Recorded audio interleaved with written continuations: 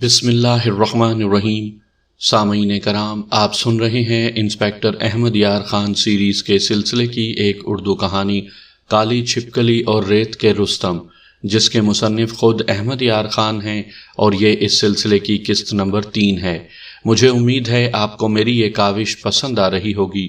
آپ نے اگر ابھی تک میرا چینل کہانی گھر سبسکرائب نہیں کیا تو ابھی میرے چینل کو سبسکرائب کر کے بیل نوٹیفیکیشن آن کر لیجئے، تاکہ آنے والی ہر نئی کہانی کی اطلاع بر وقت آپ تک پہنچ سکے۔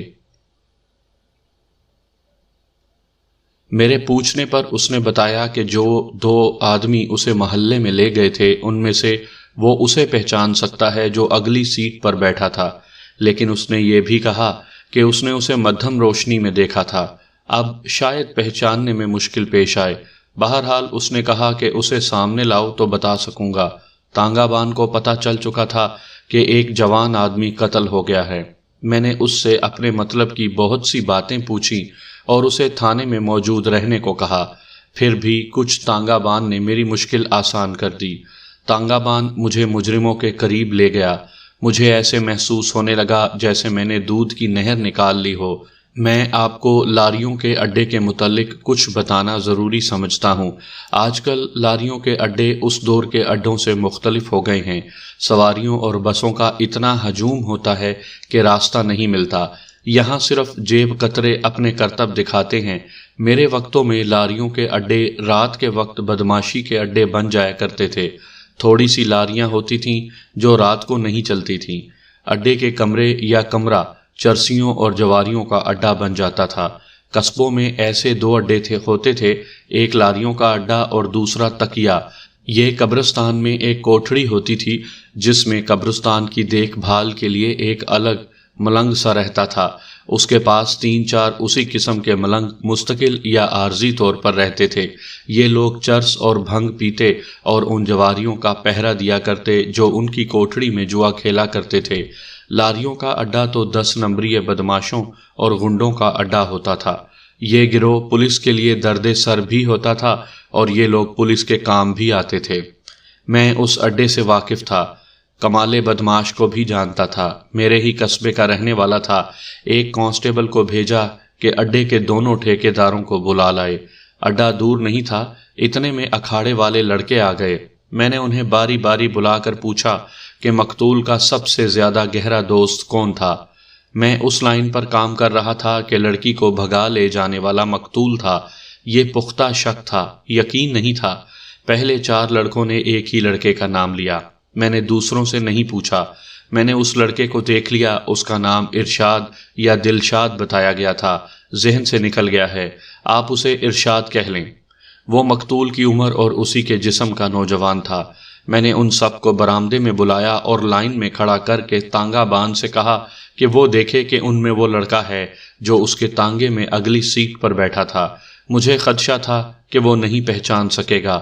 مجھے یہ بھی توقع تھی کہ اگر میرا مطلوبہ آدمی ان میں ہوا تو وہ تانگے والے کو پہچانتا ہوگا۔ اس صورت میں اس کے چہرے کے تاثرات یقیناً تبدیل ہوں گے۔ تانگے والے نے ہر ایک لڑکے کو دیکھنا شروع کر دیا اور میں بھی ہر لڑکے کے چہرے کو گہری نظروں سے دیکھتا رہا۔ میں نے زیادہ تر ارشاد کا چہرہ دیکھا۔ تانگا بان اس کے سامنے رک گیا اور اسے دیکھتا رہا۔ میں نے ارشاد کے چہرے پر بڑی صاف تبدیلی دیکھی۔ تانگا بان اگلے لڑکے کو دیکھنے لگا۔ اس نے ایک بار پھر ارشاد کو دیکھا۔ تانگا بان پھر آگے چلا گیا۔ میں نے پیچھے جا کر ارشاد کے کندھے پر ہاتھ رکھا اور اسے لائن سے باہر نکال کر دبی سی آواز میں کہا، میرے کمرے میں چل کر بیٹھو۔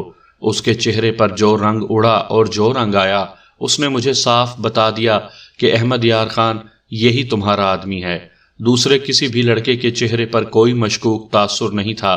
میں نے ارشاد کو اپنے دفتر میں بھیج کر لڑکوں سے کہا، شاباش میرے بچوں، جہاں جی چاہتا ہے بیٹھو، لیکن یہیں رہنا۔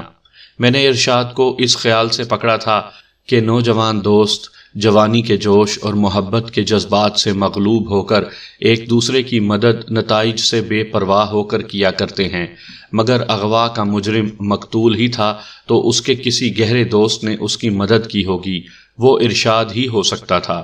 اس کے ساتھیوں نے بتایا تھا کہ ارشاد اس کا گہرا دوست تھا۔ تانگا بان نے لڑکوں کو وہاں سے ہٹنے کے بعد مجھے کہا یہی معلوم ہوتا ہے جسے آپ نے پکڑا ہے۔ میں نے شناخت کا یہ جو طریقہ اختیار کیا تھا وہ غیر قانونی تھا۔ ملزم کی شناخت کا طریقہ اور ہوتا ہے، اسے 10-12 غیر متعلق آدمیوں میں کھڑا کر دیا جاتا ہے، سب کے سروں پر پگڑیاں یا رومال ڈال دیے جاتے ہیں، اسے شناخت پریڈ کہتے ہیں، اور یہ شناخت ایک مجسٹریٹ کی موجودگی میں ہوتی ہے۔ شناخت کو مصدقہ صرف اس صورت میں سمجھا جاتا ہے کہ شناخت کرنے والا وثوق سے کہے کہ یہ ہے وہ آدمی، پھر مجسٹریٹ اس کی تصدیق کرتا ہے۔ میں اس چکر میں نہیں پڑنا چاہتا تھا، مجھے معلوم تھا کہ میں مقدمے میں اس شناخت کا ذکر ہی نہیں کروں گا۔ میں نے اندر جا کر ارشاد کا چہرہ دیکھا تو اس کے چہرے سے جوانی کا جوش پیلا پڑ چکا تھا۔ میں نے اسے کوئی تمہیدی لیکچر نہیں دیا، اس پر اپنی تھانے داری کا رعب نہیں جمایا۔ بڑے تحمل سے پوچھا، ارشاد بھائی دلہن کہاں ہے؟ اس کا منہ کھل گیا، پھر وہ ہنس پڑا، مگر یہ ہنسی نہیں تھی، اس نے شاید خود ہی محسوس کر لیا تھا کہ وہ ہنس نہیں سکا۔ وہ گھبرایا اور آہستہ سے بولا، دلہن؟ کون سی دلہن؟ دیکھو ارشاد، میں نے اسے بڑے اچھے لہجے میں کہا، میں نے تمہیں بھائی کہا ہے، میں بھائی کا حق ادا کروں گا، شرط یہ ہے کہ تم بڑے بھائی کا حق ادا کرو۔ تانگے والے نے تمہیں پہچان لیا ہے، ابھی 2 اور آدمی تمہیں پہچاننے کے لیے آ رہے ہیں، مجھے چاہیے کہ تمہیں فوراً حوالات میں بند کر دوں، لیکن تمہاری عمر پر ترس آتا ہے، مجھے کچھ دو اور مجھ سے کچھ لو، اپنی زندگی تباہ نہ کرو۔ جمیلہ کو تم لے جا رہے تھے یا تمہارا دوست؟ وہ پیشہ ور مجرم تو تھا نہیں، احمق لونڈا تھا جسے ہندوؤں کی زبان میں مورکھ بالک کہتے ہیں۔ اس نے میری طرف دیکھا تو اس کے ہونٹ کانپ رہے تھے اور آنکھیں سرخ ہو گئی تھی۔ میں نے چند اور باتیں کہہ کر اس کا رہا سہا دم بھی توڑ دیا اور اس کا ہمدرد بھی بن گیا۔ اس نے ایک نہایت احمقانہ سوال کیا، کہنے لگا، آپ میرے گھر والوں کو تو نہیں بتائیں گے؟ اسے معلوم نہیں تھا کہ اب تو ساری دنیا سنے گی۔ میں نے اسے ہم عمر دوستوں کی طرح کہا، نہ یار، مجھے تم ایسا کچا سمجھتے ہو کہ دوسروں کو بتاتا پھروں گا کہ تم نے مجھے کیا بتایا ہے؟ لڑکی کو آصف یعنی مقتول لے جا رہا تھا، اس نے کانپتی ہوئی آواز میں کہا، میں تو ویسے ہی ساتھ چلا گیا تھا۔ ارشاد بھائی، میں نے شفقت کے لہجے میں کہا، آصف قتل ہو چکا ہے، تم جو جھوٹ بولنا چاہو بول سکتے ہو۔ آصف اب یہ نہیں کہہ سکتا کہ یہ جھوٹ ہے، لیکن میں تمہیں فائدے کی ایک بات بتاتا ہوں، تھانے اور جیل خانے کا چکر بہت برا ہوتا ہے، تم جانتے ہو، تم جھوٹ بول کر اس میں سے نکل نہیں سکو گے، بلکہ اور زیادہ پھنسو گے۔ مجھے ہر بات سچ سچ بتا دو، پھر میں تمہیں بتاؤں گا کہ جھوٹ کہاں اور کس قسم کا بولنا ہے۔ تم نے میرا کچھ نہیں بگاڑا، مجھ سے مدد اور ہمدردی کی توقع رکھو، تم کلمہ گو بچے ہو، میں تمہاری مدد کروں گا۔ اس نے اطمینان کا سانس لیا، وہ تو اپنی احمق ذات میں غرق ہو چلا تھا، میں نے اسے جذباتی سہارا دیا، اس نے واردات سنا دی۔ اس کا اختصار یہ ہے کہ مقتول اور جمیلہ کی محبت تھی، جس طرح مقتول کی بہن نے بیان کی تھی۔ ارشاد مقتول کا ہمراز دوست تھا، اسے بتاتا رہتا تھا کہ جمیلہ کے ساتھ اس کی شادی نہیں ہو سکتی اور وہ خالہ کی بیٹی کو پسند نہیں کرتا۔ ارشاد کے بیان کے مطابق مقتول اور جمیلہ کی باہر کہیں صرف ایک ملاقات ہوئی تھی، باقی ملاقاتیں مقتول کے گھر میں اس کی بہن کی موجودگی میں ہوتی تھیں۔ ان کے زبانی پیغامات قبولو نام کی عورت لاتی لے جاتی تھی۔ جمیلہ کی منگنی کالی چھپکلی سے ہو گئی۔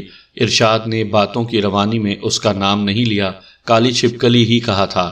معلوم ہوا کہ سب سے پہلے جمیلہ نے اسے کالی چھپکلی کہا تھا۔ اس نے مقتول کو بتایا، مقتول نے ارشاد کو بتایا اور اس بیچارے کا یہی نام دھر دیا گیا۔ پھر شادی کا دن مقرر ہو گیا۔ مقتول انہی نوجوانوں میں سے تھا جن کی میں تشریح کر چکا ہوں۔ اپنے آپ کو رستم زمان سمجھتے ہیں اور جوانی انہیں اندھا کر دیتی ہے۔ قبولوں کی معرفت مقتول نے اپنی یہ اسکیم جمیلہ تک پہنچائی کہ کہیں بھاگ چلیں۔ جمیلہ اپنے ہونے والے دلہا سے بے حد نفرت کرتی تھی۔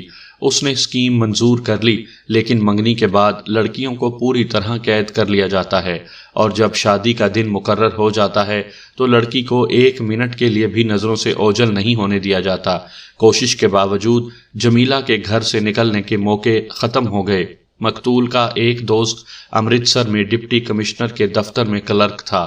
مقتول امرتسر جا کر اسے ملا اور بتایا کہ وہ ایک لڑکی کو لا رہا ہے۔ اس دوست نے رہنے کا انتظام کر دیا اور ہر طرح کی مدد کا بھی وعدہ کیا۔ مقتول نے سوچا تھا کہ جمیلہ کو وہاں لے جا کر شادی کر لے گا اور وہیں کوئی ذریعہ معاش بھی مل جائے گا۔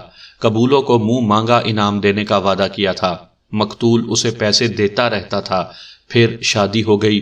اس موقع پر قبولوں نے یہ اسکیم بنائی کہ وہ سسرال میں ایسی صورت پیدا کر دے گی کہ لڑکی دلہا کی پہلی ملاقات سے پہلے ہی بھاگ آئے گی۔ حالات نے ان کی یہ مدد کی کہ کمرہ عروسی ڈیوڑی کے ساتھ تھا۔ ڈیوڑی کا دروازہ گلی میں کھلتا تھا جو رات کو اندھیری ہوتی تھی۔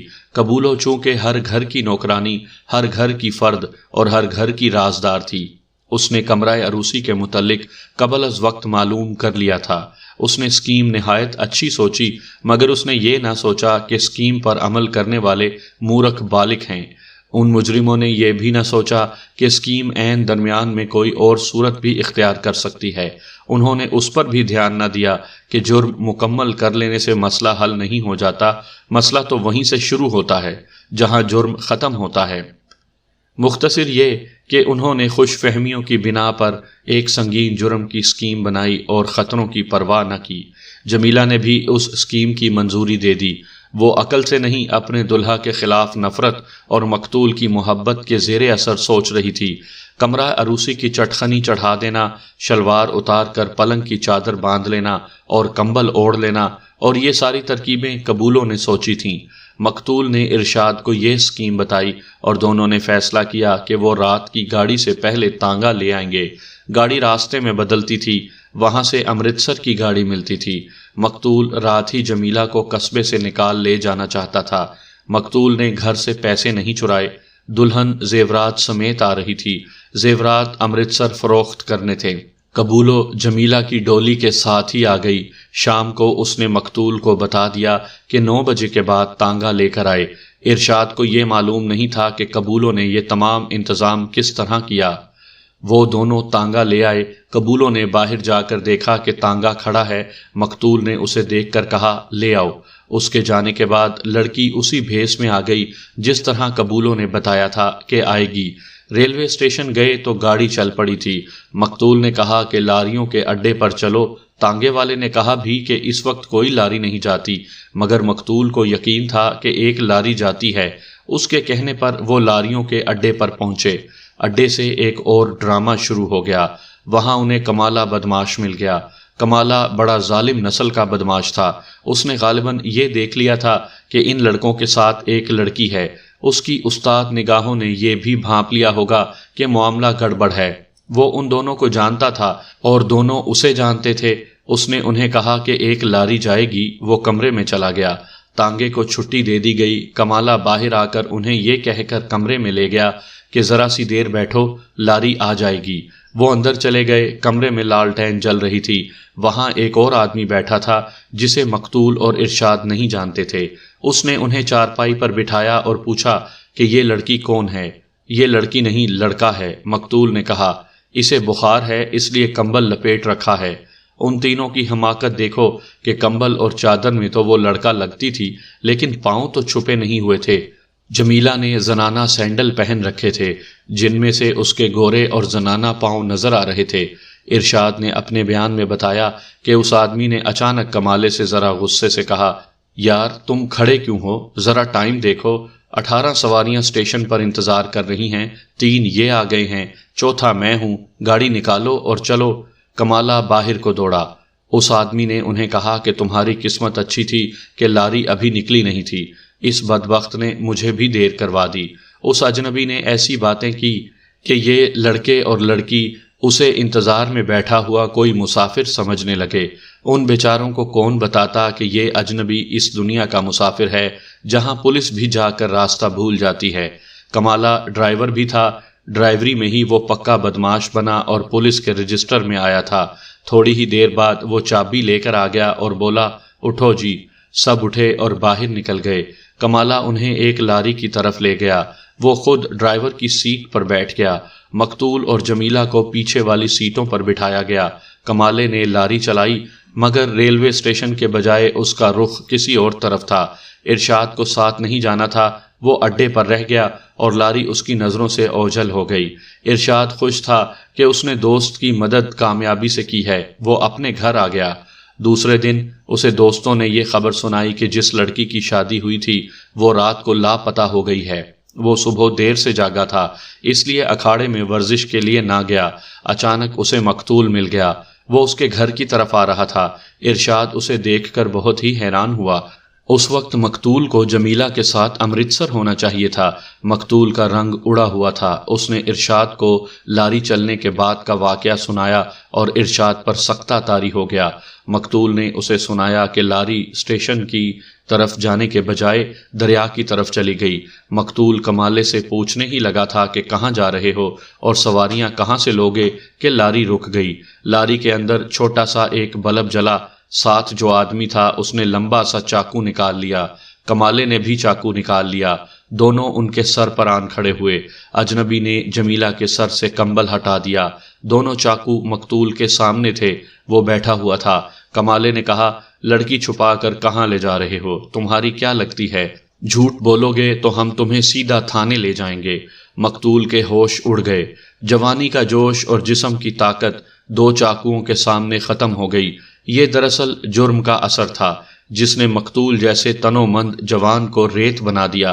कमाले ने उसे कहा, तुम इज्जतदार बाप के बेटे हो, नीचे उतरो और घर चले जाओ। अगर 3-5 करोगे तो हम तुम्हें कत्ल भी कर सकते हैं। लाश दरिया में फेंक देंगे और चाहें तो पुलिस के हवाले कर देंगे। चलो नीचे उतरो, सोचो मत। दूसरे आदमी ने भी उसे धमकी दी और उठाकर लारी से उतार दिया। जमीला उठने लगी तो कमाले ने उसे बाजुओं में जकड़कर उठने न दिया। जमीला ने शोर मचा दिया लेकिन उसका मुंह बंद कर दिया गया। मकतूल कुछ भी न सोच सका। लारी चल पड़ी और दरिया पार कर गई। वो दोनों जमीला को ले गए। मकतूल वापस आ गया। उसने अगले दिन इरशाद को बताया। वो कुछ भी नहीं कर सकते थे। कमाले के मुंह आने से भी घबराते थे। वो खुद मुजरिम थे, थाने भी नहीं जा सकते थे और किसी को बता भी नहीं सकते थे। मकतूल ने इस डर का भी इजहार किया कि कमाला उन्हें ब्लैकमेल कर सकता है, इसलिए चुप ही भली थी। इरशाद आनत जुर्म का मुजरिम था। मैं उसे छोड़ नहीं सकता था।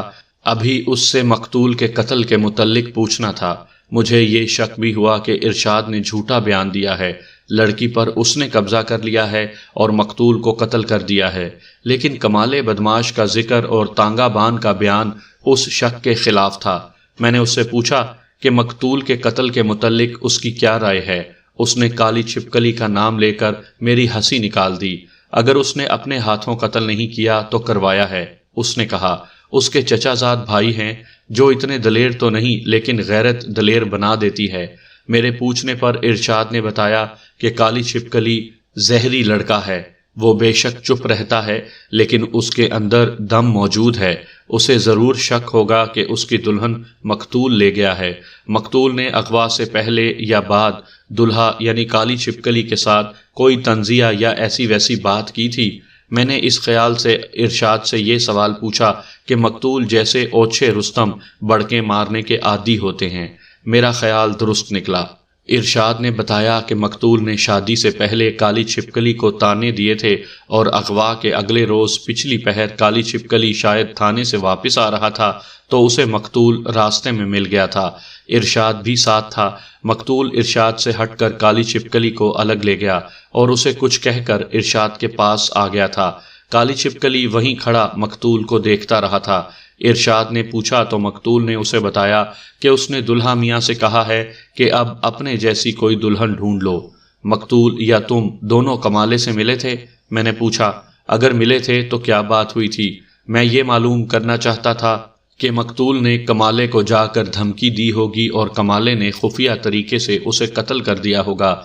लेकिन इरशाद ने यह बताकर मसला हल कर दिया कि मकतूल ने इरशाद के मशवरे के बावजूद कमाले के पास जाने से गुरेज किया था। कमाला असल बदमाश और उस्ताद था और मकतूल रेत का रुस्तम था। मैंने इस इम्कान पर भी गौर किया कि काली छिपकली कत्ल कर या करवा सकता है। मेरा दिल नहीं मान रहा था। मैंने इरशाद से कुछ और बातें पूछी और फिर उसके एहतजाज और मिन्नत समाजत के बावजूद उसे हवालात में बंद कर दिया। लारियों के अड्डे के दोनों ठेकेदार आ गए थे। एक सिख था और दूसरा मुसलमान।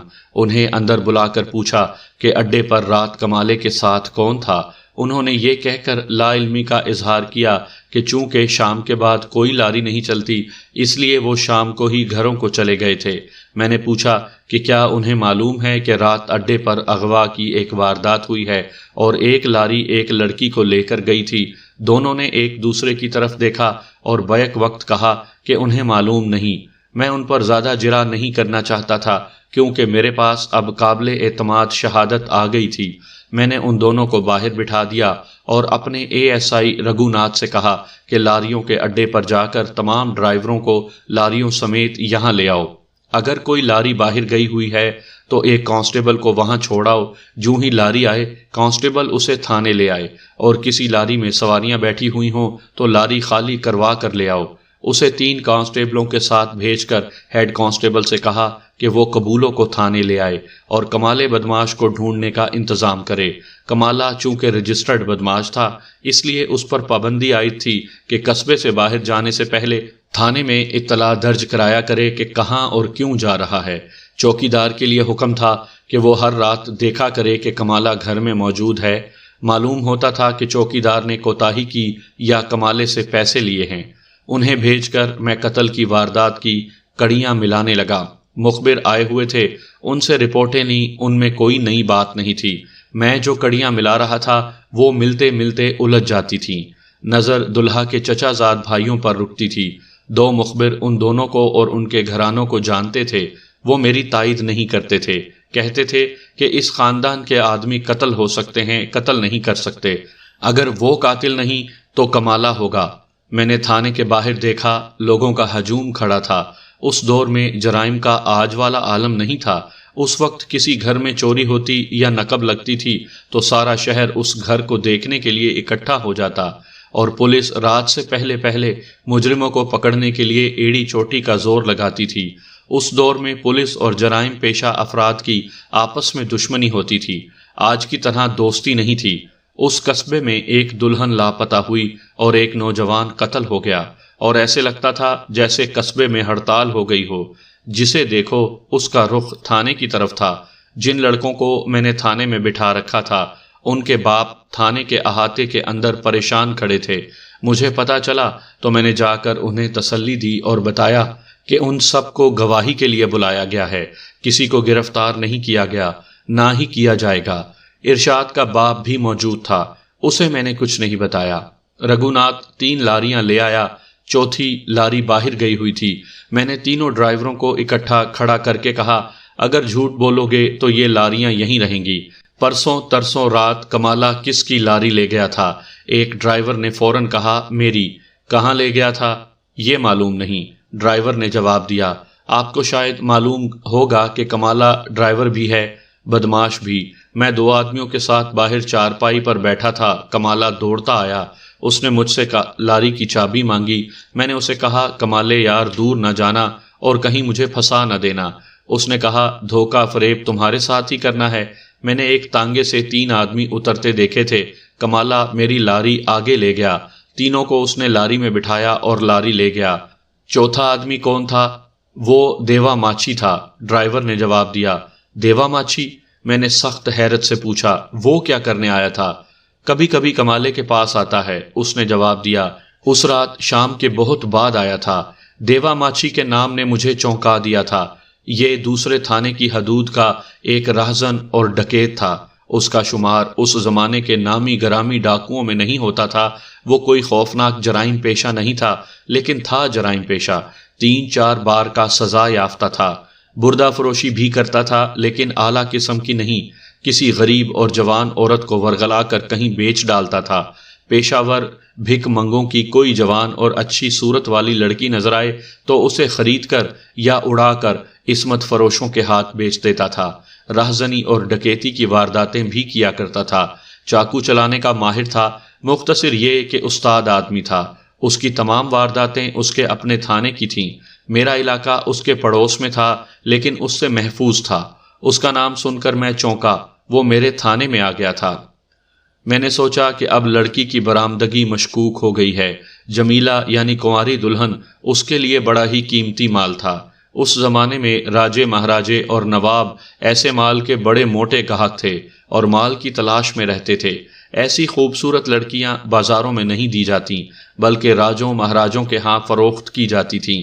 انگریزوں کے بنائے ہوئے چھوٹی چھوٹی نگریوں کے ان بادشاہوں کے پاس بے اندازہ دولت تھی، ان کی رعایا بھوکی مرتی اور یہ بادشاہ شراب میں بدمست رہتے اور ان کے محل لڑکیوں سے بھرے رہتے تھے۔ میں نے سوچا کہ دیوا ماچھی کو ایسی قیمتی لڑکی کی منڈی کا علم ہوگا۔ اگر اسے علم ہے تو پھر ایک شریف گھرانے کی دلہن ہمیشہ کے لیے گئی۔ مجھے یہ خطرہ بھی نظر آنے لگا کہ مقتول کا قاتل دیوا ماچھی ہے، اس نے خود قتل کیا یا کروایا ہے۔ لاری کس وقت واپس آئی تھی؟ میں نے ڈرائیور سے پوچھا۔ تقریباً 2 گھنٹے بعد۔ تم نے کمالے سے پوچھا تھا کہ وہ لاری کہاں لے گیا تھا؟ پوچھا تھا لیکن اس نے نہیں بتایا، ڈرائیور نے جواب دیا۔ اس نے مجھے چابی دی اور چلا گیا۔ اس کے بعد تمہیں کمالہ کہیں نظر آیا تھا؟ میں نے نہیں دیکھا۔ میں نے دیکھا ہے، ایک اور ڈرائیور نے کہا۔ 1.5-2 گھنٹے گزرے، میں نے اسے بازار میں جاتے دیکھا تھا۔ عالی جا، ایک ڈرائیور نے کہا، ایسا حکم جاری کریں کہ کمالے اور دیوے ماچھی جیسے بدماش اڈے پر نہ ہی آیا کریں۔ میری درخواست ہے کہ شام کے بعد وہاں سنتری کھڑا کر دیا کریں۔ آپ غور فرمائیں کہ واردات ان بدماشوں نے کی اور گاڑیاں ہماری ضبط ہو گئیں۔ ہماری لاریوں کا ٹائم ہے، ہماری روزی میں بٹے پڑے کہ نہیں۔ میں اس لاری کو نہیں چھوڑ سکتا تھا جس میں لڑکی کو لے جایا گیا تھا۔ میں نے اس کے علاوہ باقی ساری لاریاں چھوڑ دیں۔ مطلوبہ ڈرائیور کو شامل تفتیش کر کے پابند کر لیا۔ اتنے میں قبولو بھی آ گئی۔ اس کی عمر 35 سال کے لگ بھگ تھی۔ اس کی آنکھیں بتا رہی تھیں کہ آسمان کی ٹاکی اتار بھی سکتی ہے اور لگا بھی سکتی ہے۔ میرے سامنے آئی تو میں نے مسکرا کر اس کی آنکھوں میں آنکھیں ڈالیں۔ اس کے چہرے پر گھبراہٹ تھی۔ گھبراؤ نہیں قبولو، میری موجودگی میں گھبرانے کی ضرورت نہیں، لیکن مجھے چکر نہ دینا۔ میں نے کہا، عورت ذات ہو، عزت سے بات کروں گا اور جتنی دیر میرے پاس رہو گی عزت سے رکھوں گا۔ میں نے اسے اپنے ساتھ لیا اور حوالات کے دروازے کے سامنے جا کر کھڑا ہو گیا۔ اس نے سلاخوں میں سے اندر دیکھا، ارشاد فرش پر بیٹھا تھا۔ میں نے قبولو سے کہا، اچھی طرح پہچان لو تاکہ تمہیں کوئی شک نہ رہے۔ وہاں سے ہٹا کر میں نے باہر کی طرف اشارہ کیا اور کہا، وہ جو لاری کھڑی ہے نا، اس میں جمیلہ کو لے جایا گیا ہے۔ جمیلہ کو جانتی ہو نا، جس سے تم نے کمبل اور چادر میں لپیٹ کر گھر سے نکالا اور تانگے کی طرف بھیجا تھا۔ قبولو پہلی بار پولیس کے پھندے میں آئی تھی، اور وہ بھی اتنے سنگین جرم میں جو ایک قتل کا بھی باعث بنا۔ ارشاد کو وہ اچھی طرح پہچانتی تھی۔ اسے حوالات میں دیکھ کر اس کے چہرے سے خون اندر ہی کہیں غائب ہو گیا، اور میری ٹھہری ٹھہری باتوں اور تحمل نے اس کی ساری چالاکیاں ختم کر دیں۔ میں اسے اپنے دفتر میں لے گیا، جرم کی بات ختم کر دی۔ اسے یہ بھی نہیں کہا کہ اقبال جرم کر لو۔ میں نے پوچھا، تم کون ہو؟ خاوند ہے؟ ماں باپ ہیں؟ کوئی نہیں، اس نے جواب دیا، اور اس کے آنسو نکل آئے۔ میں اسی کے متعلق اس سے باتیں پوچھتا رہا اور وہ بتاتی رہی۔ وہ ہمدردی کے قابل تھی۔ میں دلی ہمدردی کا اظہار کرتا رہا۔ اسے پانی پلایا، کھانے کی پوچھی، لیکن وہ کھانا کھا کر آئی تھی۔ تھانے داری کو الگ رکھ دیں تو ہمارے معاشرے کے یہ کردار ہمدردی کے طلبگار ہوتے ہیں۔ آپ کو اپنے شہر اور شاید اپنے محلے میں بھی قبولو جیسی کوئی عورت ملی ہوگی۔ ایسی عورتیں جب پیدا ہوتی ہیں تو فرشتوں کی طرح معصوم اور پاک ہوتی ہیں، مگر یہ جب ہمارے اور آپ کے درمیان پلتی بڑھتی اور جوان ہوتی ہیں تو یہ گناہ گار اور جرائم پیشہ ہو جاتی ہیں۔ پھر ہم انہیں اپنے گناہوں کا ذریعہ بھی بناتے ہیں اور انہیں گناہ گار کہہ کر دھتکار بھی دیتے ہیں۔ روزی رساں تو اللہ تعالیٰ ہے، لیکن ہم لوگ سمجھتے ہیں کہ قبولو جیسی عورتوں کے روزی رساں ہم لوگ ہیں، جن کے گھروں میں وہ کام کرتی اور جن کی اجرت پر وہ گناہوں کا ذریعہ بنتی ہیں۔ اگر یہ جرم تھا تو قبولو کا سب سے پہلا جرم یہ تھا کہ وہ غریب ماں باپ کے گھر پیدا ہوئی۔ ماں باپ محنت مزدوری کرتے اور عزت سے کھاتے اور رہتے تھے۔ قبولو کی شکل و صورت ذرا اچھی تھی، ماں باپ کے گھر رہی تو عزت سے رہی۔ وہ امیروں کی بیٹی ہوتی تو امیروں کے گھر میں رہتی۔ غریب تھی، اس لیے ایسے آدمی کے ساتھ باندھ دی گئی جو بظاہر کہیں ملازم تھا لیکن جواری اور شرابی تھا۔ اس آدمی نے قبولو کو اپنی ازدواجی زندگی نہ دی جس کے وہ خواب دیکھا کرتی تھی۔ خاوند کو جوئے، چرس اور دیسی شراب کے لیے پیسوں کی ضرورت رہتی تھی۔ اس نے قبولو کو مجبور کر دیا کہ وہ کوئی کام کاج کرے اور پیسے کمائے۔ اس نے ایک گھر میں اوپر کا کام لے لیا۔ چوتھے پانچویں سال خاوند کا دم اکھڑنے لگا۔ اس نے چرس اور شراب نہ چھوڑی، آخر چارپائی سے لگ گیا۔ 3 سال قبولوں نے گھروں میں کام کر کے اس کی خدمت کی۔ اس دوران قبولوں کے ماں باپ مر گئے، 2 بچے پیدا ہوئے اور وہ بھی مر گئے۔